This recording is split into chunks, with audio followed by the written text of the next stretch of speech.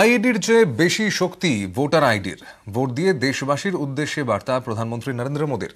আজ গুজরাতের আহমেদাবাদে ভোট দেন প্রধানমন্ত্রী, তারপর অমিত শাহকে সঙ্গে নিয়ে কার্যত রোড শো করেন। ভোটের আগে মা হীরাবেনের আশীর্বাদ নেন প্রধানমন্ত্রী। দেশের প্রধানমন্ত্রী, শাসক জোটের প্রধান মুখও মঙ্গলবার তৃতীয় দফার নির্বাচনে সকাল সকাল ভোট কেন্দ্রে পৌঁছে গেলেন নরেন্দ্র দামোদর দাস মোদী। প্রথমে গান্ধীনগরে মা হীরাবেনের সঙ্গে দেখা করলেন, ছেলেকে কাছে পেয়ে নিজের হাতে খাইয়ে দিলেন অশীতপর হীরাবেন।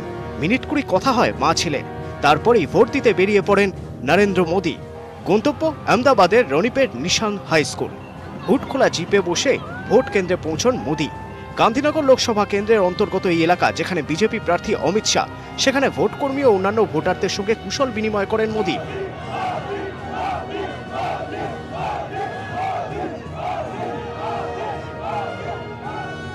इस लोकतंत्र के पर्व में अभी जहां जहां मतदान बाकी है, पूरे उमंग, उत्साह और एक उत्सव के रूप में सब मतदान करें। मुझे विश्वास है कि वोटर आईडी की ताकत आईईडी से भी अनेक गुना ज्यादा है।